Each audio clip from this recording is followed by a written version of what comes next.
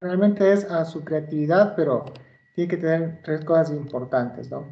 Como la ubicación del par craneal, tiene que tener la función del par craneal y tiene que tener la afectación del par craneal.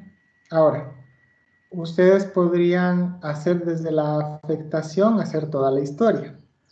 Entonces, no importa cómo lo hagan ni cómo lo planifiquen, con tal de que ustedes puedan explicarnos a través de esa historieta estas tres cosas que podemos nosotros aprender los pares craneales. ¿De acuerdo? ¿Alguna pregunta?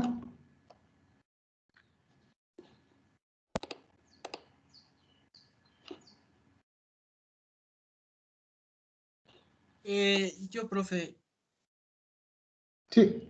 el cómic debe tener un máximo de páginas, por así decirlo, la historia. No, no puede tener un máximo de páginas, pero háganse la idea de que podrían exponerle en un máximo de tiempo. Entonces, el máximo de tiempo que ustedes podrían exponer es en 10 minutos, para que expongamos todos. Ah, ya, listo, muchas gracias. Chévere. Entonces ahí pueden poner el número de páginas y pueden poner lo que quieran. Tal vez alguna otra pregunta, duda, ¿no? Ya, entonces de aquí nos vemos, no nos vemos, sino que eso vamos a presentar el lunes, como ya les cuento, quedaría para presentar el lunes 10 de mayo. Con eso tenemos 15 días para que ustedes se vayan reuniendo, vayan preparando, vayan trabajando en el cómic, ¿de acuerdo? Después de eso, vamos a ver si es que estuvo como bastante condensada la información, si hizo así súper chévere, podríamos también, yo al siguiente día les puedo complementar con alguna información más sobre los pares craneales, que sería como parte del proceso también de aprendizaje. ¿De acuerdo? Si no hay preguntas y dudas, ¿seguro? ¿No? Bueno, entonces acuérdense de aquí en 15 días. Profe, yo tengo, bueno, yo le escribí ayer, no es del deber. Le escribí, le envié un correo ayer. Es que no me acuerdo la clave de ¿qué es? De la página de Moodle. Y ¿Me no sé enviaste si un me correo? podría ayudar. ¿Me enviaste un correo? ¿En serio? Sí, profe. No me he llegado. Sí, ayer le envié, estaba intentando ingresar y no pude ingresar, así que le envié un correo. Ya, a ver, déjame ver por si acaso haya llegado el correo y no lo haya visto, pero también puedes escribirme por Teams, por favor, por si acaso, y para estar pendientes hoy y hoy resetearte la clave. Seguro que le buscaste ahí en tu mail. Sí, profe, lo que pasa es que no recuerdo ni con qué correo le inscribí esa y no me llega. Entonces Sí, ya le pero no, escribo por Teams. no tengo tu mail. Entonces Ya le pásame, escribo por Teams, profe, entonces. pásame ahí por Teams para estar Ya, pendiente hoy y hoy enviar, ¿ya? ya, Chévere. gracias, profe. Chévere. Yo igual tuve problemas con el Moodle. A mí no me aparece lo de este semestre, solo me aparece lo del semestre anterior. Ah, Daisy, entonces no estás matriculada. Entonces, mándame también un mensajito por Teams para estar pendiente de noche, ¿ya? Ya, gracias, profe. Gracias, Daisy. Igual todos los que tengan algún tipo de dificultad me escriben al Teams para matricularles. Solo hay que matricularles, o sea, como ya están en la lista, solo hay que activarles para que puedan participar del nuevo formato. Muy bien, bienvenidos al segundo encuentro, compañeros y compañeras. Entonces, hoy hablo con la coordinadora para ver esto, ¿no? Esta confusión de las horas y pasamos a las 3 de la tarde. No hay problema. Por mí no hay problema, a menos que me digan que no, pero no hay problema en eso. Entonces, bienvenidos a nuestro segundo encuentro. Acuérdense en ayer de nuestro gran científico Antonio Damasio, ¿no? Que decía que las emociones son muy importantes para un montón de cosas, y ese montón de cosas están directamente relacionados a aquellas cosas que nosotros podemos tomar decisiones. Que las emociones es muy importante para generar un proceso de capacidad cognitiva muy, muy avanzada, ¿no? Pero Antonio Damasio también decía que la mente consciente es el resultado del funcionamiento muy bien articulado de varias, a menudo muchas, zonas cerebrales. La mente consciente. Pero la pregunta será si también la mente inconsciente es el resultado de ese funcionamiento. Y yo creo que hoy vamos a trabajar mucho sobre cómo nosotros podemos funcionar a veces y sin necesidad de tener esta influencia en la mente consciente. Porque hay muchas cosas que son implícitas que nuestro organismo tiene que ejecutar, que nuestro organismo tiene que mantener para poder saber que tenemos vida, como por ejemplo el latido cardíaco, la respiración y otro tipo de funciones que vamos a ir viendo en este momento. Por tal, en este encuentro vamos a empezar a trabajar directamente con todo lo que es el tronco encefálico, el tallo cerebral. Esta continuación es como que nosotros vamos a continuar lo que de alguna manera habíamos visto las clases anteriores, en donde terminaba la médula espinal, empezábamos el cerebro, por decirlo así, pero de alguna manera hay algo que es como un paso, como ese puente que puede existir entre la médula espinal y nuestro cerebro. Y esto le vamos a llamar el tronco encefálico. Imagínense por un momento que ustedes están sosteniendo el cerebro de este humano, que en algún rato fue un humano, ¿no? Entonces ustedes van a tener hacia arriba, obviamente, el cerebro, hacia abajo la médula espinal y quizás todos los nervios raquídeos por aquí. Pero también, justo en este momento, por este lugar, ustedes van a tener este tronco encefálico. El tronco encefálico tiene divisiones, tiene subdivisiones, y las subdivisiones tienen características muy importantes para comprender cómo realmente funcionan nuestras percepciones, cómo funcionan nuestras sensaciones en el rostro, cómo funcionan nuestras sensaciones en la cabeza, porque también hay una parte importante de este tronco encefálico o tallo cerebral que me permite a mí comprender que de ahí pueden nacer varios de esos pares craneales que les estaba contando hace un rato. El tronco encefálico o ese tallo cerebral forma entonces esta conexión entre el cerebro y el encéfalo, ¿no? El encéfalo y la médula espinal. Y obviamente va a mantener el control de todas estas funciones que, si bien Damasio dice, para que funcione la mente consciente debe existir un conglomerado inmenso de estructuras dentro del cerebro, para que funcionen esas actividades inconscientes, involuntarias, autónomas, tienen que existir también un montón de estructuras muy bien organizadas para que pueda mantener el control vital del corazón, de los pulmones, para que se coordinen los reflejos, ¿no? Habíamos hablado un poco del arco reflejo, y en ese momento nosotros podríamos saber que la continuación de esta médula espinal puede a nosotros ayudarnos a comprender que las funciones que ya empiezan a aparecer sobre la médula espinal son funciones un poco ya más complejas. Este tronco encefálico, digamos que es una masa en forma de tubito que tiene y está compuesta por tejido nervioso de unos 8 centímetros de longitud, ¿sí? Se encuentra en la base del cerebro, entre la médula espinal y el cerebro. ¿Han visto ustedes alguna vez? Últimamente recién se puso de moda, no de moda, sino que salió la noticia de que en un campeonato allá en Tungurahua, me parece que era, estaban haciendo kickboxing y una persona, una patada ascendente le golpea, ¿no? Le golpea justo en esta parte y la persona cae noqueada aparentemente. Y después de un momento murió. ¿Se preguntan por qué probablemente murió esta persona? Bueno, quizás lo puedan responder al terminar esta clase. Acuérdense de esto, ¿sí? El exterior del tallo cerebral se compone de sustancia blanca. Ustedes ya van a ver un montón de esos videos ahí en la plataforma del Moodle, que conduce las señales nerviosas dentro del tallo cerebral y hacia la médula y otras regiones también del cerebro. Pues acuérdense que también en esta parte tenemos el nacimiento de varios de estos pares craneales.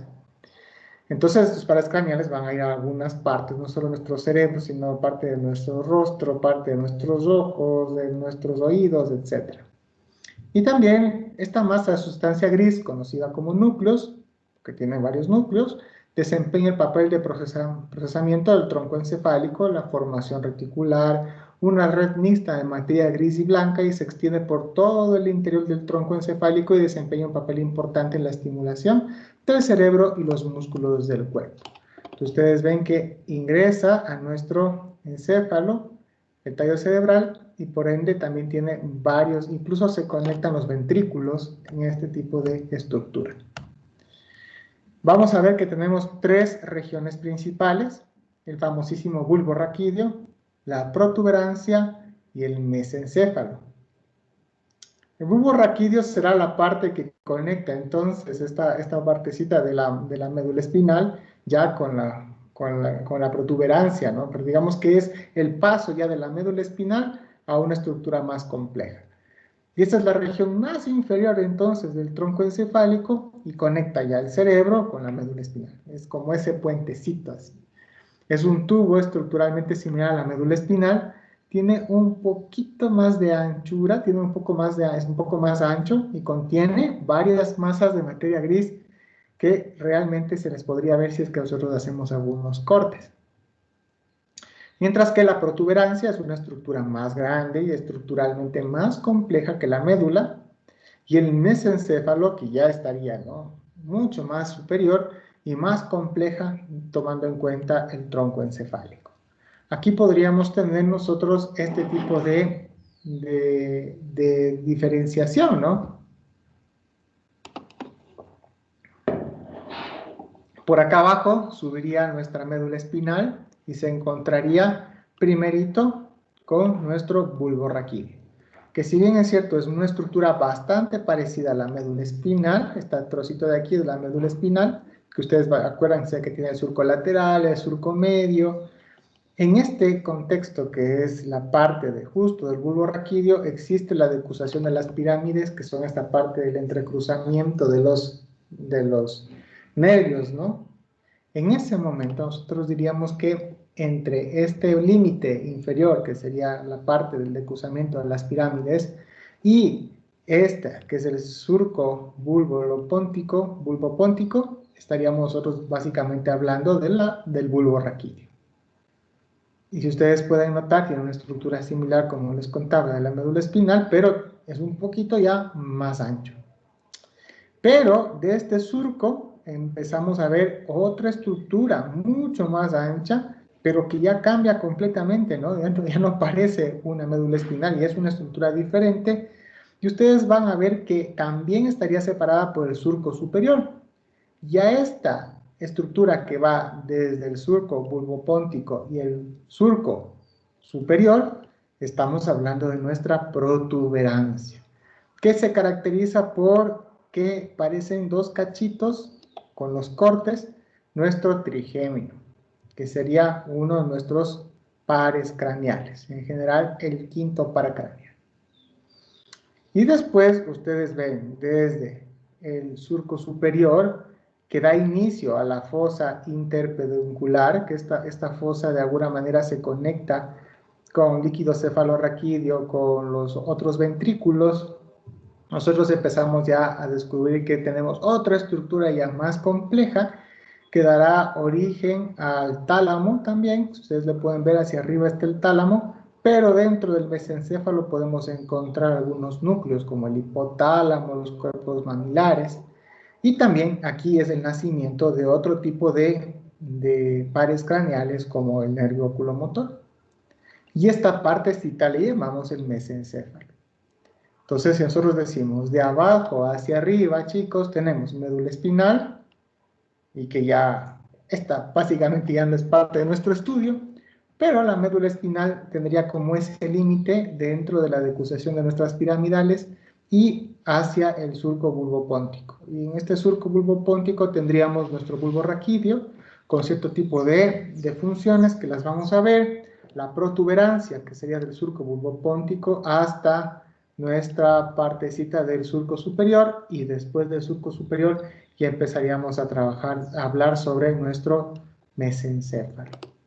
Esta es otra forma de ver, ¿no es cierto? Ustedes van a ver una cara anterior y una cara posterior, y aquí tenemos, ¿no?, el mesencéfalo nuevamente, con el surco superior, la protuberancia, el bulbo, y vamos a ver que hacia o sea, dado la vuelta, rotado esta estructura, tendríamos ventrículos. El ventrículo, háganse la idea que son como estas estructuras, que creo que habíamos hablado ya, estas estructuras vacías, pero me refiero a vacías de algún tipo de tejido nervioso, básicamente estarían llenas de líquido cefalorraquídeo y que básicamente actúan como protector del sistema nervioso central, en este caso como un amortiguador en el caso de que ustedes podrían tener un tipo de lesión. En el bulbo podemos ver el fascículo de Burdach, el fascículo de Golgi hacia la protuberancia del cuarto ventrículo y el mesencéfalo, el colículo superior y el colículo inferior.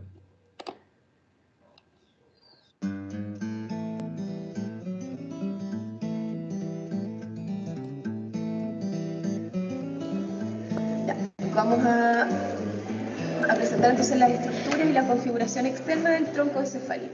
El tronco encefálico está conformado por 3 porciones. La zona del bulbo, desde la decusación de las pirámides hasta el surco bulbo continuo. Luego tenemos la zona del puente, y la porción superior corresponde a la zona del mesencéfalo. Lo más importante acá es destacar que el límite entre médula espinal y la zona del bulbo es esta zona, la decusación de las pirámides. Tenemos en la línea media, en el surco medio anterior, las pirámides del bulbo y hacia posterior una zona que presenta mayor relieve y que son la zona de las olivas del bulbo. Lo que aparece en color amarillo es el origen aparente de los nervios craneales, que son 12 pares, y a nivel del bulbo tienen el origen aparente los siguientes pares craneales. Retroolivar, detrás de la oliva, el par craneal número 9, el glosofaríngeo, el 10 es el vago, el 11 el accesorio, y anterior a la oliva el hipogloso. En el surco bulbo continuo emergen 3 pares craneales. Los que están cercanos a la línea media es el sexto par, el abducen o abducente. Hacia el lateral tenemos el facial y enseguida aparece el octavo par, que es el vestíbulo coclear. A nivel del puente podemos destacar que en la zona media de este tenemos un surco que se denomina surco basilar, donde en ese sector va la arteria basilar que tiene que ver con la irrigación a nivel del encéfalo. Tenemos el quinto par, que es el trigémino, y además podemos darnos cuenta que en la configuración externa del tronco se destacan estas estrías pontinas, estrías del puente. Continuamos hacia superior y encontramos un segundo surco, que es el surco pontomesencefálico, o también llamado ponto peduncular, donde tienen el origen aparente el par craneal cercano a la línea media, el óculo motor, y por los lados el par craneal número 4, el troclear. A esta altura, y esta que tiene las líneas en forma vertical, se denominan pedúnculos cerebrales, a diferencia de la zona a nivel del puente, en el cual encontramos los pedúnculos cerebeloso superior y el inferior. Encontramos cercano a lo que va a ser la base de los hemisferios cerebrales el origen aparente del segundo par craneal, que corresponde al nervio óptico. En esta zona, anterior a la emergencia del nervio óptico, encontramos el quiasma óptico, y esto se le denomina tracto óptico, derecho-izquierdo. En la zona posterior del tronco encontramos las siguientes estructuras. En la línea media, a ambos lados derecho-izquierdo, fascículo grácil, y que termina a nivel del bulbo como tubérculo grácil, y acá al lado el fascículo cuneiforme termina como tubérculo cuneiforme. Encontramos la zona del cuarto ventrículo, que también se denomina la zona de la fosa romboidal, o estas estructuras, lo que forman parte del piso del cuarto ventrículo. ¿Qué encontramos ahí? Encontramos la eminencia medial, colículo facial, y esta zona, el área vestibular. Lo que aparecen aquí se denominan estrías vestibulares, y en la parte inferior encontramos el trígono del hipogloso y el trígono del vago. Los límites de esta romboidal están dados por el velo medular superior y el velo medular inferior. Encontramos aquí también parte de lo que es el nervio tropial, que aparece en la zona anterior, a nivel del surco pontomesencefálico. Y bajo el quiasma óptico encontramos esta glándula que es la glándula hipófisis. Continuando hacia posterior, en la parte más alta, en la zona del mesencéfalo, encontramos los colículos inferiores y los colículos superiores. Y esta es la glándula pineal, y hacia ambos lados encontramos lo que van a ser el tálamo. Encontramos dos eminencias como circulares, que se denominan cuerpos mamilares. Bien, acuérdense de algunas de las estructuras que les he contado ahorita. Yo creo que les conté un poco de específicamente la glándula superior, la clase de ayer. Pero creo que es un video que explica bastante bien todas las estructuras, ¿no? Entonces, si nosotros diríamos, ¿cuál en general es la estructura que nos podría nosotros decir, que nos podría ayudar a comprender estas tres estructuras? Serían el bulbo raquídeo, la protuberancia y el mesencéfalo. Y acuérdense que el mesencéfalo tiene unas pequeñas estructuras un poco más complejas, pues ya se acerca también a la parte de nuestro encéfalo, ¿sí? Entonces, les voy a contar después de un ratito cuáles son las funciones de cada una de estas áreas, pero les quisiera hacer como un paréntesis para que se acuerden un poco de este tipo de estructuras. ¿Alguna vez ustedes han escuchado sobre la publicidad subliminal? ¿Han escuchado? ¿Ustedes saben en algún momento, han visto en algún lado sobre la publicidad subliminal? ¿Creen que existe? ¿Creen que es parte de algo que existe o creen por ahí que es un mito? ¿Qué creen ustedes de la publicidad subliminal?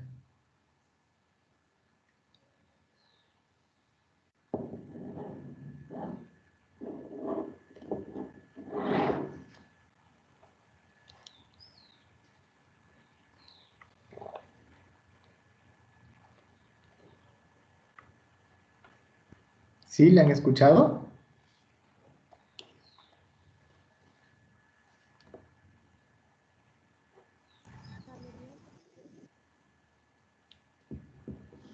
No escuché.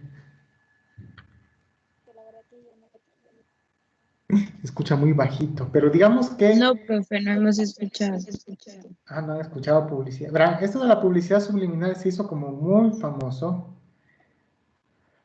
porque hace muchos años hicieron un experimento que decían que supuestamente es un experimento que no es real, pero decían incluso que se ponían sonidos al revés de un disco. O sea, ustedes se acuerdan de esa época, podían ustedes escuchar algún tipo de sonidos que eran subliminales, que estaban puestos al revés, pero que realmente eso influía sobre decisiones que nosotros podíamos llegar a tomar.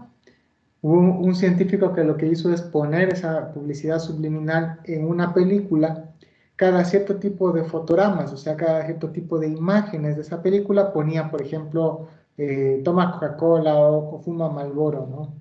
Y después de un tiempo, supuestamente, según ese experimento, el consumo de ese tipo de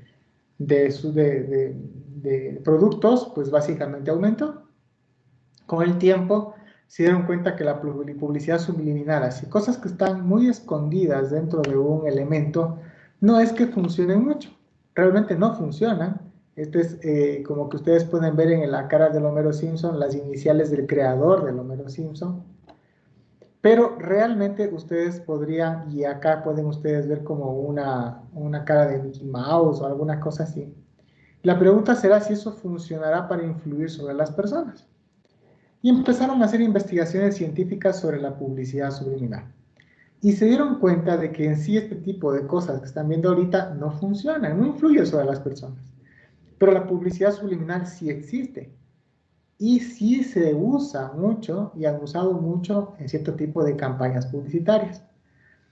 ¿Y a qué está asociada la publicidad subliminal? Para que exista publicidad subliminal debería existir una condición básica, y esa condición básica es que debería estar asociada a una función inconsciente también básica. Y la función inconsciente bastante básica, que de alguna manera está regulando nuestro tallo cerebral, está asociado a latido del corazón, a la función respiratoria, a la función alimenticia, regula estos estímulos apetitivos, es decir, que de alguna manera nos generan mayores niveles de satisfacción y placer. Esta parte del cerebro, esta parte de nuestro sistema nervioso está directamente relacionado con respuestas automáticas sexuales. Y obviamente esta parte que también nos ayuda a nosotros a reaccionar frente al peligro. Los investigadores se dieron cuenta que si nosotros queremos hacer publicidad subliminal, deberíamos asociar las imágenes que nosotros generamos a través de cierto tipo de respuestas que son bastante automáticas y propias de nosotros como animalitos. Y se inventaron un montón de publicidad, pero que está directamente relacionada a respuestas sexuales. Entonces, la publicidad subliminal son todas aquellas imágenes, aquellas propagandas, aquellas situaciones que nosotros podríamos ver que de alguna manera asocian a respuestas sexuales. Esa es la famosísima publicidad subliminal. Y hay un montón de publicidad subliminal. Quisiera dejarles ver este video, pero es un video bastante complejo, así que les voy a pedir autorización. Estarían ustedes, si ustedes estarían de acuerdo, de ver unos 5 minutos del video de ejemplos de publicidad subliminal. Recuerden que de alguna manera está asociada esa publicidad subliminal a contextos un poco más de respuesta sexual. ¿Quieren verle? Sí, profe. Sí, profe, no hay problema. ¿Ya? Sí, profe. Chévere. Entonces, vamos a revisar y pues veamos unos pocos para que no se haga como muy rara esos videos, ¿de acuerdo? Entonces, quiero que noten cómo realmente la publicidad, el conocimiento de psicología, el conocimiento de neurociencias se aplica muchísimo en este tipo de contextos. Así que, veámosle, cualquier duda, cualquier pregunta, cualquier cosa que ustedes quieran que detenga la imagen, me avisan, ¿ya?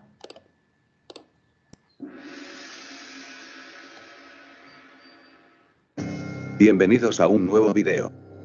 A través de los años, las empresas han cambiado sus métodos para llamar la atención de los consumidores, logrando obtener ventaja en el mercado. En algunas ocasiones, los encargados de marketing les agregan algunos mensajes, ya sea por medio de letras, imágenes o animaciones, que son difíciles de percibir, y estos son conocidos como mensajes subliminales. Hoy, te voy a presentar una recopilación de los mensajes subliminales más extraños, polémicos y oscuros de los últimos años.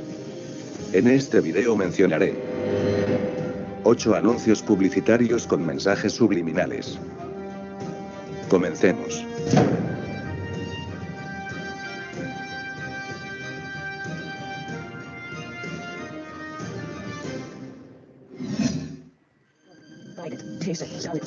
Número 8.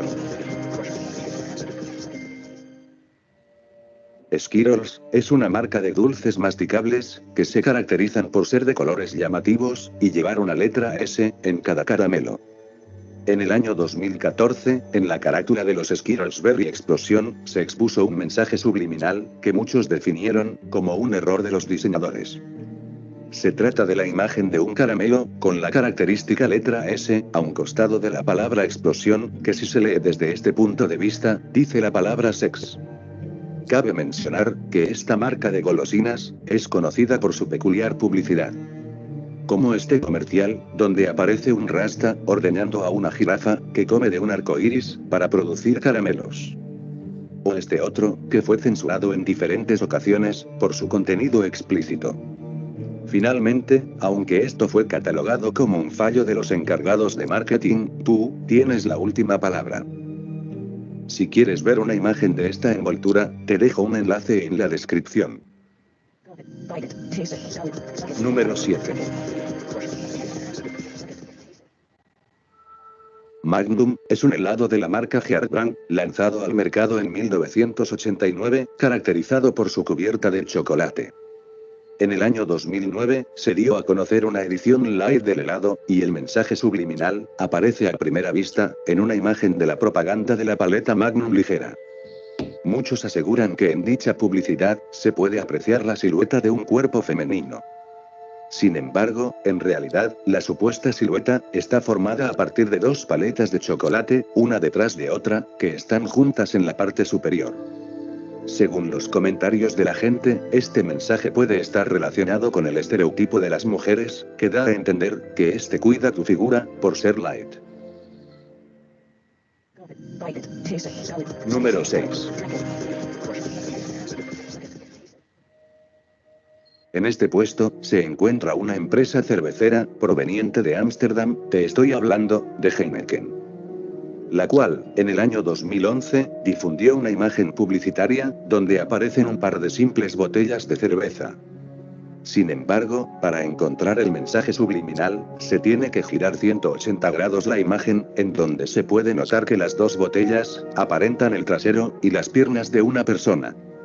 Como la cerveza Heineken es conocida internacionalmente, este no ha sido el único anuncio subliminal, ya que existen otros ejemplos, más explícitos, que se encuentran deambulando en la web. Ahora mismo, los estás viendo en pantalla.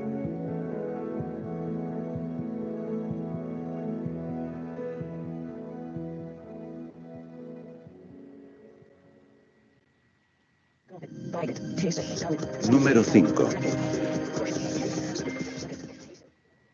Gucci es una empresa italiana dedicada al diseño y fabricación de artículos de moda, como maletas, relojes, entre otros. En el año 2013, se dio a conocer una imagen, diseñada por los encargados de marketing de la empresa Gucci, en el que aparece la fotografía de un hombre, usando solo unos pantalones, con su respectivo cinturón. Es exactamente en esta área, donde aparece el mensaje, puesto que la imagen, según muchos consumidores, hace referencia a un acto erótico.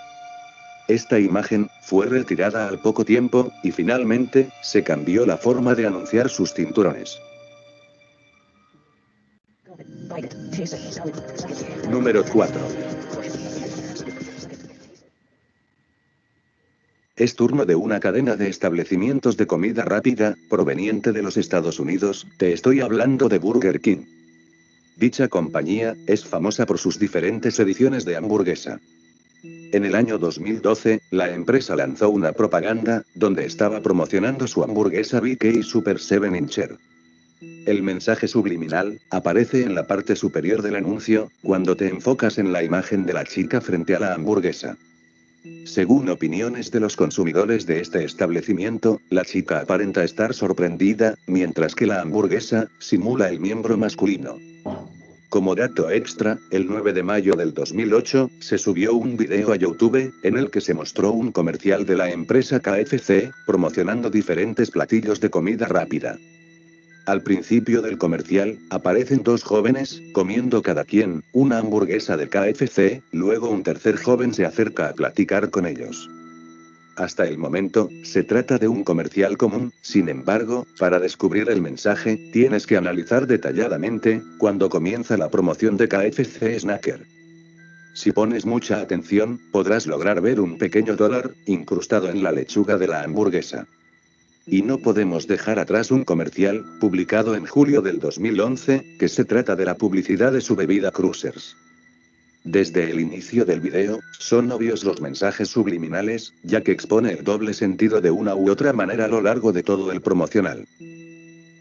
Si quieres ver todos los anuncios originales, busca los enlaces. Muy bien, entonces hay más ejemplos, ¿no? Pero la idea está en que si nosotros analizamos un poquito, la publicidad subliminal de alguna manera está directamente relacionada con las funciones corporales básicas. Entre lo que ustedes acaban de ver es la respuesta sexual, otras podrían ser reacciones ante el peligro y también los procesos de estimulación apetitiva. Pero en publicidad lo que más se usa son las que tienen que ver con respuestas de la conducta sexual. ¿Qué les parece? ¿Alguna vez habían visto este tipo de propaganda, de publicidad? Sí, el de Magnum. El de Magnum, yo nunca había visto, yo solo analizaba y nunca se me había ocurrido verle. Gracias. Por ahí alguien había visto otro, ¿no? Entonces acuérdense de esto, la publicidad subliminal son todos los que de alguna manera asocian estas funciones, que de alguna manera son funciones básicas y que justo ahora están directamente relacionados con lo que estamos estudiando, ¿de acuerdo? Que es esta parte del tallo cerebral. ¿Sí? ¿Preguntas?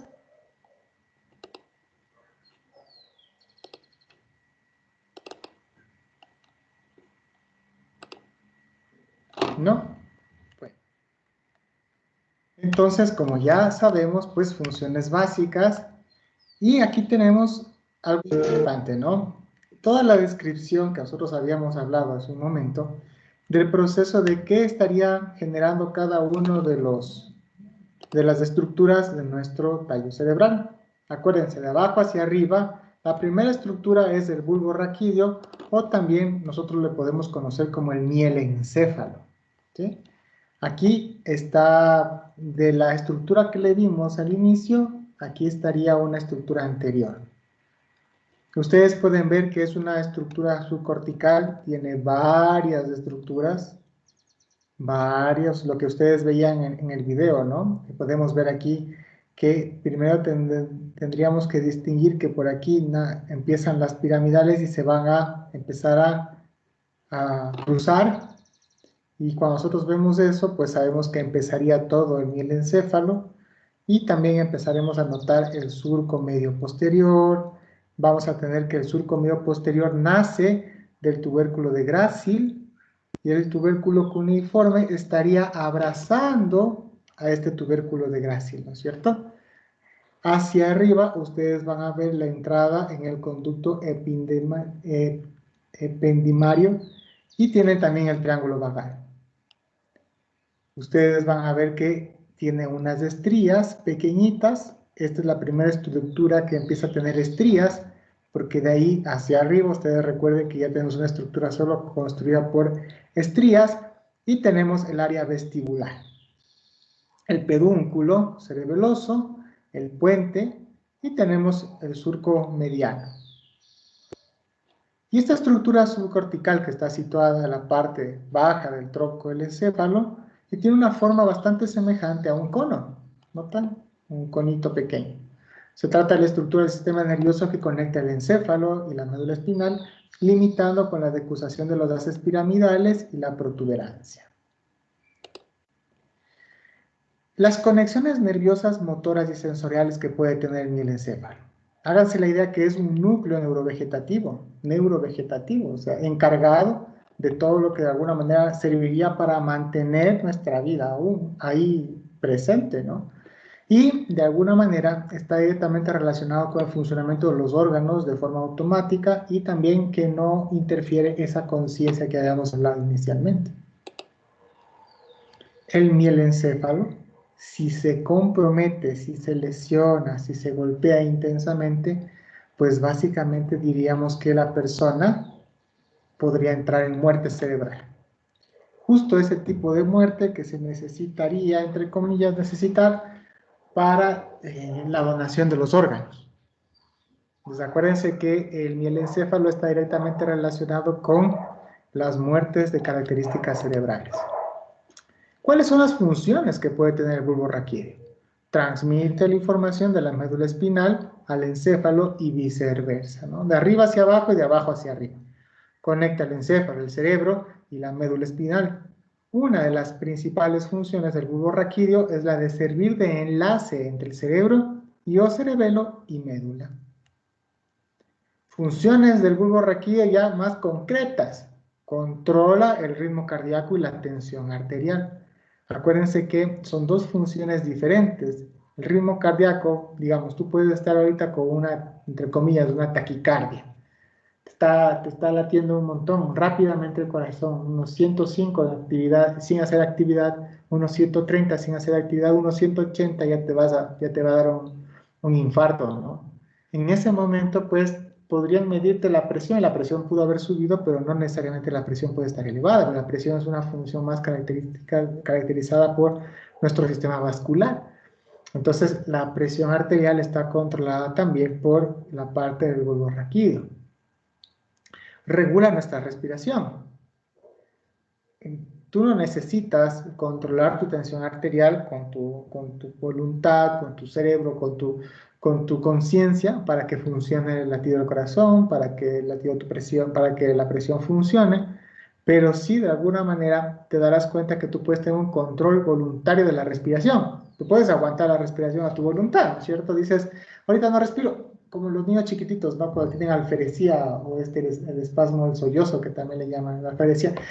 se aguanta la respiración, se puede poner morado, y es el mismo sistema, ¿no? De nuestro organismo para evitar que nosotros en ese momento podamos perecer porque nos hace falta oxígeno. Lo que nos va a hacer es algo más sencillo, nos va a desconectar. A ver, desmáyate, se desmaya y ya vuelve a respirar, ¿no? Entonces, la regulación de la respiración automática, en la cual tú no tienes que estás durmiendo y estás respirando. Entonces, el bulbo raquídeo está directamente relacionado con ese tipo de función, porque gestiona el control de la función respiratoria y la va a mantener todo el tiempo. Incluso cuando tú dices, no quiero respirar, y de repente puedes respirar. Nunca nos vamos a olvidar de respirar, pues lo que vamos a tratar nosotros de hacer quizás un rato, no respirar a propósito, o cuando duermes, no sé si hay algunas personas que has visto que no respiran y de repente hay un movimiento del cuerpo y la persona respira, ¿no? Entonces lo que va a hacer el bulbo raquídeo es mantenernos siempre en esa respiración, tomando en cuenta que tú puedes estar generando, puedes poniendo la atención en otro lado, en tu sueño, durmiendo, pensando en otra cosa, comiendo y respirando. Imagínate lo que es la sincronicidad específica entre respirar y comer. Tú respiras y en el momento que respiras no tragas. O tragas o respiras, porque no podemos hacer las dos cosas al mismo tiempo, sino toda la comida, el agua se te va a los pulmones y puedes broncoaspirar. Entonces, en ese contexto, lo que tú vas a tener es una perfecta regulación del bulbo raquídeo sobre este tipo de funciones. Participa en la nutrición y digestión. El bulbo raquídeo va a controlar todos esos movimientos involuntarios, ¿no? Aparte del tragar, que tú tragas, esto tiene que ver mucho con uno de los pares craneales, pero también va empujando, porque tú tragas y de ahí también hay músculos que empujan y empujan a través del tubo digestivo y nos permite que diga, ah, mira, ahorita ya hay comida, o ya es la una, botemos los ácidos para que esta persona pueda comer. Entonces va a emitir los flujos gástricos, pero también va a controlar todos los músculos que de alguna manera se va a necesitar cuando tú ya estés procesando la comida.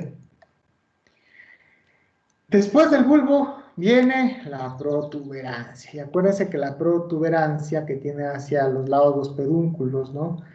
La protuberancia tiene y está construida por unas pequeñas estrías. Es un cuerpo bastante estriado. Y ustedes van a ver el pedúnculo cerebeloso medio, el inferior y el superior. Y estos dan origen también al cerebelo.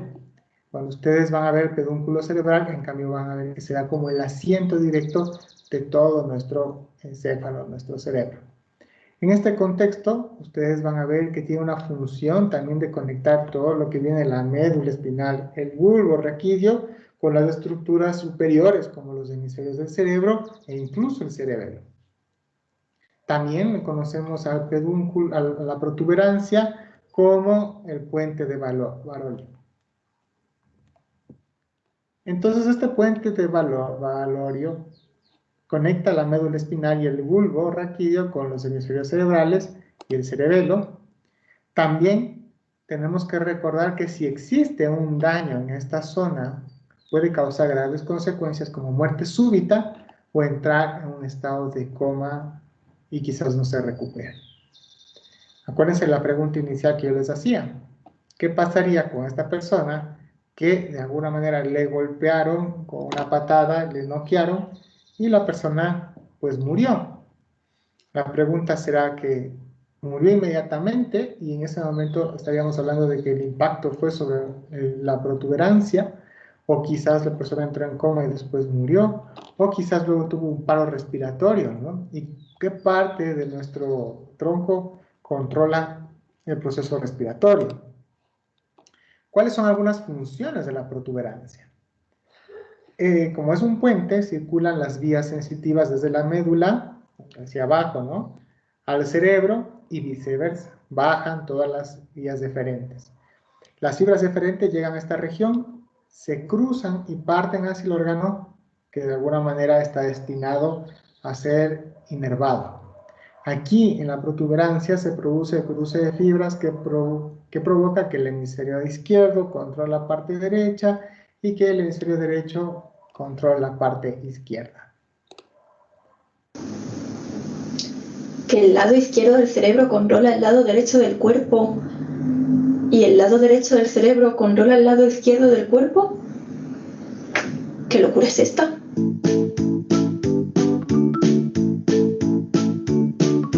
¿Por qué la naturaleza ideó esta extraña forma en la que nos movemos? Sigue siendo un misterio que fascina a anatomistas, biólogos evolucionistas y a cualquier mente curiosa.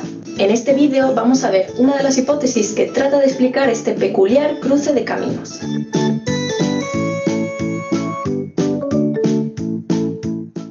Primero vamos a aclarar una cosa. ¿Cuánto hay de verdad en eso de que el lado izquierdo del cerebro controla nuestro lado derecho y viceversa? Esta afirmación se refiere la mayoría de las veces al control motor voluntario, es decir, a los movimientos de los que somos conscientes, como yo levantando este brazo ahora mismo. Son movimientos que se preparan y generan en las áreas motoras de nuestro cerebro. Una de las principales vías de control motor voluntario que lleva información hasta nuestros músculos es la vía córtico-espinal, es decir, que desciende desde la corteza cerebral hasta la médula espinal. En este tracto hay un punto denominado decursación piramidal, casi al comienzo de la médula espinal. En este punto, casi todas las fibras que descienden de una corteza motora se cruzan al otro lado. Es decir, en este punto empiezan a descender contralateralmente. Es por culpa de este enorme cruce de vías que la afirmación de que un lado del cerebro controla el opuesto del cuerpo se ha vuelto algo común. Pero hay excepciones que nos impiden afirmar que el 100% de un lado del cuerpo esté controlado por el opuesto del cerebro. Por ejemplo, hay una pequeña porción de fibras del tracto córtico-espinal que no cruza la línea media del cuerpo y también pone su granito de arena en el control del movimiento. En cuanto a la cara, los músculos de expresión facial superior están controlados por ambos lados del cerebro por igual, y otras vías, como las que parten del cerebelo y que colaboran en el control motor, tampoco cruzan la línea media. Es decir, que no es correcto afirmar que el lado izquierdo del cuerpo solo esté controlado por el lado derecho del cerebro y viceversa. Lo correcto es afirmar, por ejemplo, que el hemisferio izquierdo tiene gran poder en lo que hace el lado derecho del cuerpo, sobre todo en lo referente al control de extremidades. Pero este control no es total. El lado derecho del cerebro también controla algunas cosas del lado derecho del cuerpo. Aclarado esto, vamos con la explicación. ¿Por qué gran parte de las vías motoras voluntarias que controlan las extremidades se cruzan al otro lado del cuerpo? Una hipótesis bastante extendida dice que la culpa la tienen tus ojos. Vamos a ver por qué. Estos son tus ojos. Y esto es lo que tus ojos están viendo, la escena visual.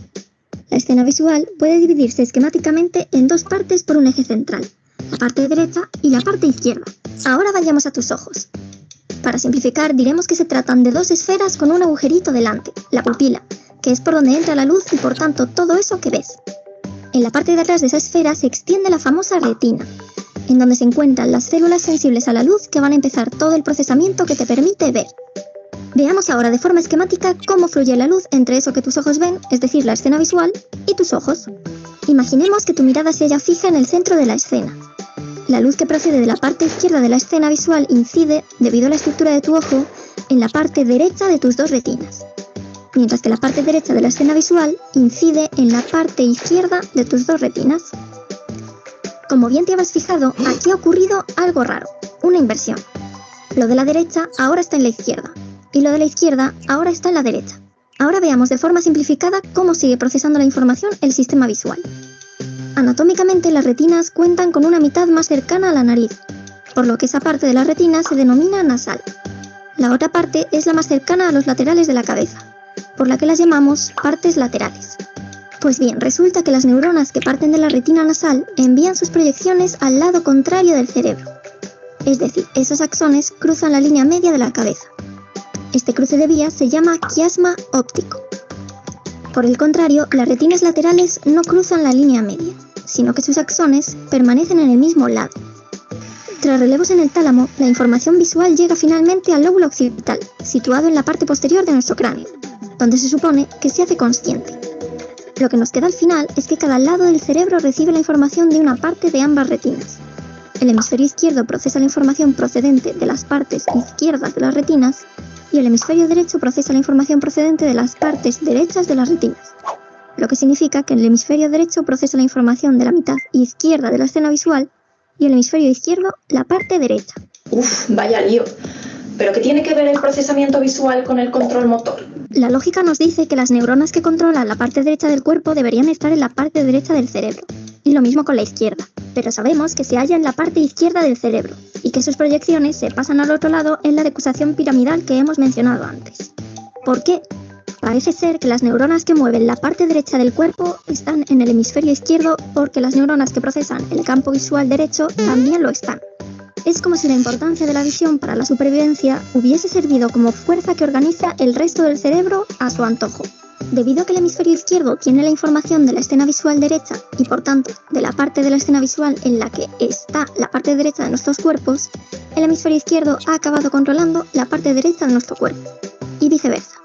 Esta novedad en nuestro diseño, por supuesto, debió de introducirse hace millones de años en organismos que tenían ojos muy simples, cerebros muy simples y cuerpos muy simples. Esta configuración del cerebro, según esta hipótesis, aumenta la eficacia y rapidez del procesamiento. Se propone que el hecho de que el hemisferio que recibe la información sea el mismo que ejecuta el movimiento es mucho más eficaz. El procesamiento central así es más rápido y por tanto nos permite reaccionar más rápido ante peligros como por ejemplo una serpiente que acecha nuestros pies. Unas porciones de milisegundo que según esta hipótesis podrían ser la diferencia entre la vida y la muerte. Hay que tener en cuenta que esta hipótesis es eso, una hipótesis, y se basa en algunas asunciones abiertas a crítica. Desconocemos si el orden de acontecimientos de verdad fue así y si el ojo se comportó como ese gran dictador que cambió para siempre el orden de nuestros cuerpos en un organismo muy antiguo. La hipótesis, ¿no? La hipótesis que nos permite a nosotros comprender de alguna manera por qué, si sencillamente podría ser el lado derecho que controla el lado derecho, o quizás ni siquiera existir lados, ¿no?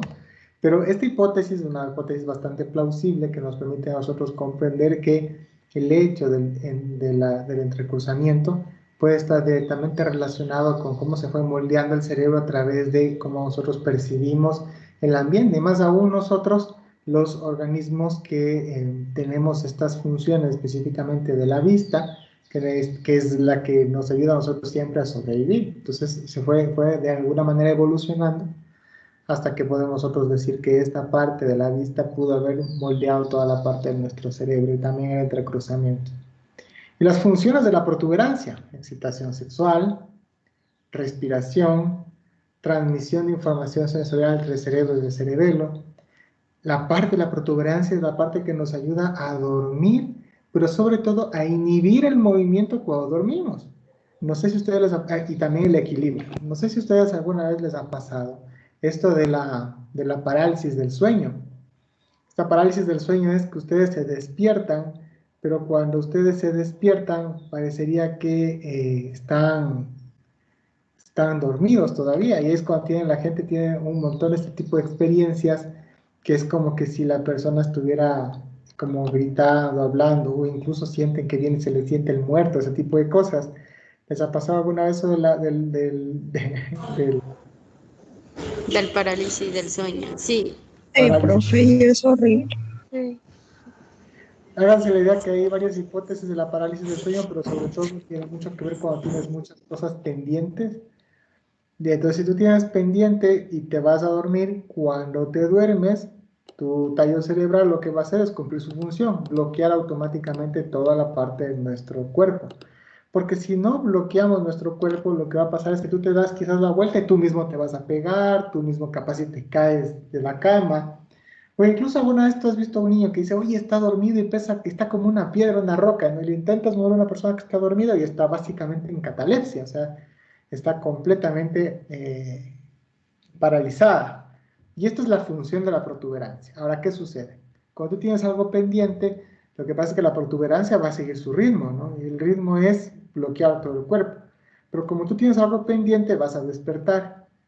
Pero no va a despertar tu cuerpo. Cuando tú ya vas a despertar naturalmente, la protuberancia, cuando ya cumple su sueño o hay un sonido intenso que te despierta o algo, la protuberancia inmediatamente desbloquea tu cuerpo. Pero cuando tú te despiertas de esta manera, específicamente cuando tienes algo pendiente, pues la protuberancia no está coordinada con esta parte de la conciencia y tú despiertas y tu cuerpo no despierta y estás paralizado. Y obviamente empiezas a tener algún tipo de experiencias extrasensoriales o paranormales, pero no son paranormales, sino son producto también de cómo nosotros buscamos explicar lo que me está sucediendo en ese momento, ¿no? Entonces la protuberancia es responsable de muchas de estas cosas que nosotros vivimos. Y ustedes vieron hace un rato que varios de esos nervios craneales parten de la protuberancia, ¿no? Entonces, por ejemplo, el más grande de los nervios, esos cachitos que les decía, ¿no? Que es el trigémino y que ayuda en la sensibilidad facial, la masticación y un montón de cosas que ustedes luego nos van a contar. pero también parte del ocular motor externo, que básicamente ocular motor implica el movimiento de ojos, el nervio facial, expresiones, y también ayuda en nuestro sentido de gusto, la deglución, los nervios vestíbulo-cocleares, y ayuda a la audición y ayuda a mantener nuestro equilibrio, ¿notan ustedes? Entonces, de alguna manera empieza a tener como bastante sentido el hecho de cómo es que si de alguna manera nos lesionamos probablemente estas partes, también podemos empezar a tener cierto tipo de parálisis. Y para terminar, el mesencéfalo, la parte más superior de nuestro tallo cerebral. Y el mesencéfalo está situado por sobre la zona superior del puente barolio o la protuberancia y está directamente debajo del diencéfalo. Tiene varias cosas que son muy importantes, ¿no? Como los pedúnculos cerebrales, los cuerpos mamilares, el espacio perforado anterior, el nervio motor ocular común, que también, bueno, está directamente inervando nuestros ojos. El mesencéfalo está atravesado por un estrecho canal que le llamamos el acueducto de Silvio, por el que fluye el líquido cefalorraquídeo desde el tercer ventrículo hasta el cuarto ventrículo. Acuérdense que el ventrículo estaba también en nuestra protuberancia, ¿se acuerdan? En esta zona romboidal, ¿no? Anterior. Y pues el mesencéfalo, las dos estructuras fundamentales que forman el mesencéfalo es el tectum, aquí está el tectum y el tegmentum. Dos estructuras importantes del mesencéfalo. El tectum está situado en la zona dorsal, tiene como estos puntos, ¿no? Como cuatro superficies, y está orientado hacia la nuca, y etimológicamente significa el techo. Sus funciones están relacionadas con reacciones automáticas ante estímulos auditivos y sonoros. El tectum, acuérdense de este tectum, ¿no? Está formado por dos pares de bultos, ¿sí? Uno situado encima del otro, y estos bultos son llamados los colículos, o tubérculos cuadrigéminos, porque están partidos en cuatro, ¿no es cierto? Cuadrigéminos. Y las superiores juegan el papel de la visión y en la orientación de los ojos hacia estímulos visuales, pero también los de abajo se involucran en las reacciones involuntarias hacia el sonido. Básicamente les diría que los colículos o los tubérculos cuadrigéminos nos permiten a nosotros tener reflejos. Vamos a llamar los reflejos de orientación. Cuando tú escuchas un sonido intenso, lo primero que haces es dirigir la cara allá y también dirigir los ojos hacia ese tipo de estímulo que te está generando ese sonido intenso. Lo mismo pasará si tú ves una luz intensa, no vas a regresar a ver. Específicamente, esto estaría gobernado por la parte de nuestros tubérculos cuadrigéminos. En cambio, el tegmentum, que estaría hacia el otro lado, ¿no? El tectum es en la zona ventral, hacia adelante, se encuentra el tegmentum, contiene tres regiones principales, cada una está muy asociada a un color. La sustancia negra, la sustancia gris periaqueductal y el núcleo rojo. La integración entre distintos tipos de informaciones, por un lado recoge los impulsos, sirve muchísimo para integrar la información, por un lado recoge los impulsos nerviosos vinculados a órdenes motoras que tienen que ser ejecutadas por los músculos y por el otro lado va a recibir datos sensoriales. Los tubérculos cuadrigéminos, ubicados en el tectum, se encargan de coordinar información para que pueda dar lugar secuencias ajustadas a lo que van registrando los sentidos en tiempo real también, pero también hay ciertas funciones del mesencéfalo que están asociadas a procesos de regulación de la conciencia, también del sueño, y están atravesados, porque de alguna manera están atravesados por algo que le llevamos a llamar la formación reticular. Las funciones del mesencéfalo también, vamos a hablar de que intervienen directamente en funciones de equilibrio, teniendo un papel en la regulación de la temperatura corporal. Acuérdense que la temperatura corporal tiene una función importantísima con nuestro sistema inmunológico. Nosotros diríamos, ¿por qué de alguna manera tenemos que regular? Aparte que funcionamos a una temperatura adecuada, por ejemplo, cuando es que nuestro mesencéfalo dice, oigan chicos, aquí hay una señal de una de estas interleuquinas, de estas células del sistema nervioso, del sistema inmunológico, que también permite una comunicación directa con el mesencéfalo, y básicamente lo que va a hacer el mesencéfalo es aumentar la temperatura, porque nuestros organismos aprendieron que como defensa de cierto tipo de microorganismos que ingresan al cuerpo, tenemos que aumentar la temperatura, porque las bacterias y algunos virus no sobreviven a los grados que de alguna manera nosotros podríamos aumentar. Luego, hay bacterias que no sobreviven a los 40 grados, entonces nuestro cuerpo, y el mesencéfalo dice, cuando el sistema inmunológico manda la orden, ¿no? Dice, oye, aquí hay una bacteria, entonces manda un poco más de calor, y manda el calor, y pues básicamente hay varias bacterias que mueren, ¿no? El problema está en que si es que el mesencéfalo empieza a aumentar la temperatura corporal, también empieza a deteriorar ciertas zonas de nuestro cuerpo.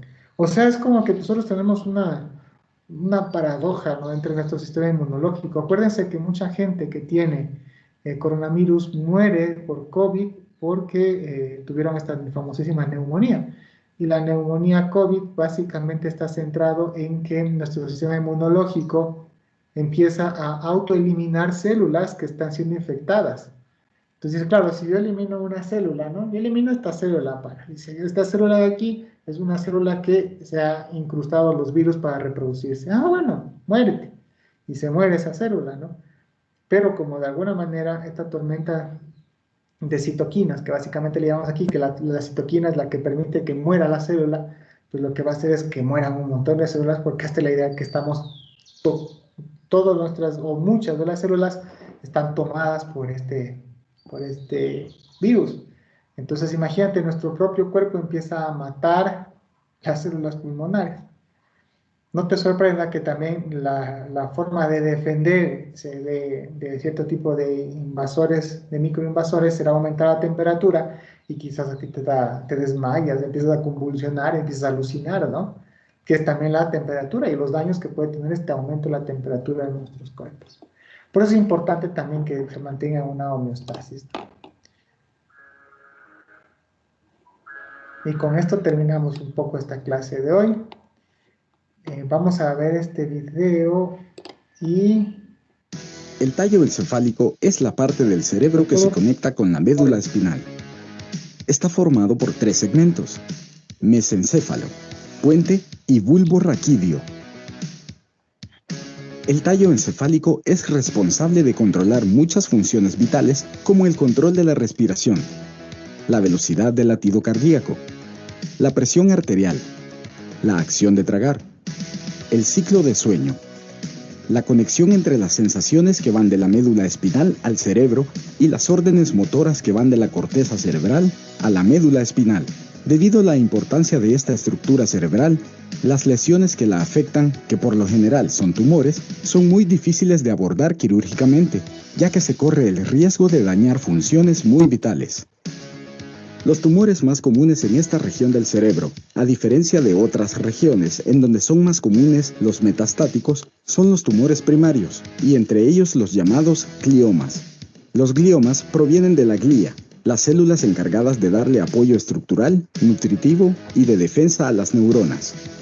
Existen 2 tipos principales de gliomas: gliomas malignos, conocidos como astrocitomas de puente difusos, y gliomas benignos o focales de bajo grado.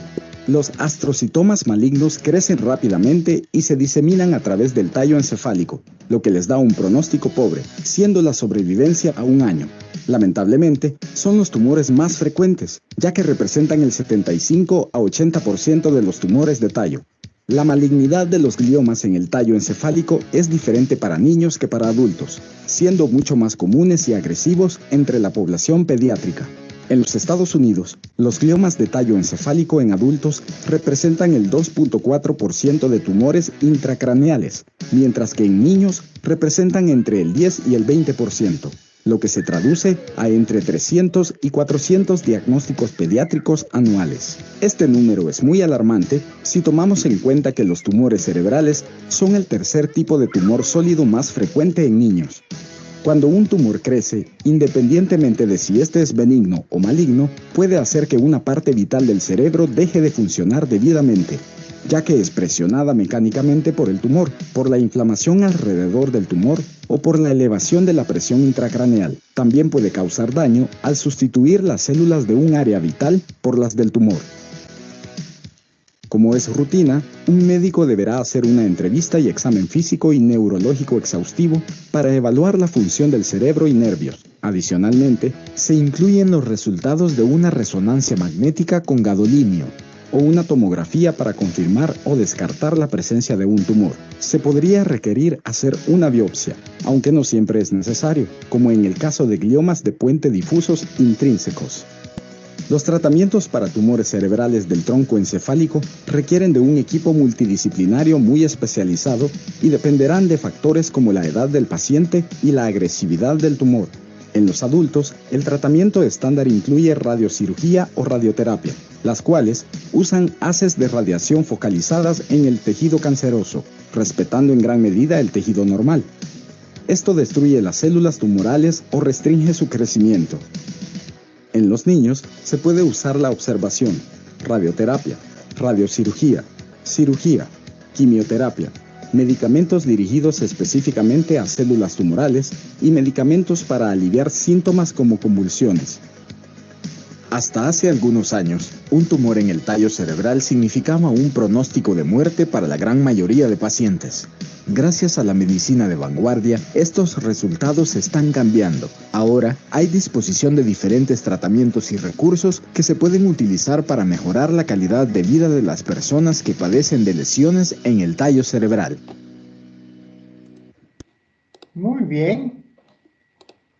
Muchísimas gracias a todas y a todos por su atención y estar en la clase. Recuerden que nuestra parte del tallo, aparte de conectar esta médula con nuestro encéfalo, termina siendo el responsable de funciones bastante básicas, neurovegetativas, y que pues va a mantener la vida. Y que también hay ciertos tipos de cosas que dentro de la publicidad se puede llegar a aprovechar para poder vender más. ¿Sí? ¿Preguntas, dudas? Si no, les cuento que tienen que llenar la plataforma, traten de llenar la plataforma de esta clase, o sea, de este módulo, por decirlo así, hasta el día lunes, ¿les parece? Traten de llenar, o sea, de completar las cosas que están ahí para hacerlas, ¿sí? Muy bien. Entonces, si no hay dudas y preguntas, nos vemos la próxima semana, el lunes a las 4 de la tarde. Cuídense mucho. Profe, disculpe, ¿el foro para cuándo es? El foro les voy a subir desde la próxima semana, les voy a subir el foro. Gracias, profe. Chévere. Profe, una duda. Sí. Lo que pasa es que a mí se me fue el internet y no le pude escuchar muy bien del deber que dijo que teníamos que hacer en grupo. ¿Será posible que me pueda explicar un poquito antes de que se vaya, por favor? El deber es solo que ustedes tienen que reunir por lista, que ya les voy a subir también al Teams. Y lo que ustedes tienen que hacer es, en ese grupito, hacer una historieta, un pequeño cuentito, tomando en cuenta un personaje, y ese personaje va a ser uno de los pares craneales, que el que ya te ha tocado. Por ejemplo, el quinto par craneal. Y por ahí decir, o quizás por ahí el vago, ¿no? Entonces el vago es aquí el nervio que está caminando y de repente se encuentra y no es tan vago, porque lo que hace es tener muchas funciones con otras personas y tiene la función dorsal y tiene... Entonces es como una pequeña historieta que tienes que hacer con herramientas de construcción de historietas, puede ser cualquiera, como las que les pasé ahora al Teams, pero nos cuentan ustedes una historia chiquitita, un storytelling que nosotros le llamamos, para cada uno de los pares craneales, ¿de acuerdo? Profe, ¿y los grupos no pueden ir por afinidad? Es que si va por afinidad hasta que se hagan grupos, ya se va a acabar el mes. Así rapidísimo ustedes, para que se vayan socializando entre ustedes. Háganse en amigos, Magíster, aunque no lo crean, nosotros nos ponemos en grupo rápidamente y Es que para ya irnos tenemos grupos, por eso. Ya tienen grupos, 3 grupos, tienen que tener ustedes básicamente 12 grupos, ¿no? Es que ya tiene cada quien sus amigos aquí. Pero hay personas que no estamos con los otros compañeros y no conocemos a nadie. Por ejemplo, en mi caso, yo no conozco a nadie y se me hace difícil, porque ni siquiera estoy en el grupo de WhatsApp ni nada. Ni se Entonces, conocen ustedes. ¿Y qué otros grupos tienen? ¿En qué otras materias han hecho grupos o no han hecho grupos? Sí, hemos hecho grupos de 3, Magister, ¿cómo se llama? Realidad nacional, para hacer una Ya, entonces, infografía. entonces el Prezi me va a pasar los grupos ya ¿para qué será? Hasta el miércoles, hasta el jueves, los grupos para poder trabajar, ¿de acuerdo? Entonces ustedes me pasan los grupos y yo ya les subo el par craneal a cada grupo y les paso al Teams, ¿de acuerdo? Así hagamos. Día jueves. Ya, Magister, muchas gracias. Chévere. Entonces, Prezi ahí nos acolita en eso. Así, súper chévere. Sí. Entonces, el jueves con esa info, no se olviden. Muchas gracias, entonces. Que les vaya bien, cuídense, no se contagien. Y pues, suerte en todo. Chao, chicos. Recuerden hacer la plataforma de Moodle. Ahorita les pongo a las personas que hace falta, ¿sí? Ya, profe, gracias. Gracias, profe. Chao, que les vaya bien, chicos, Hasta chicas. luego, profe. Gracias. Hasta luego, Chao. profe, muchas gracias. Profe, hasta luego. Que les vaya bien, chao.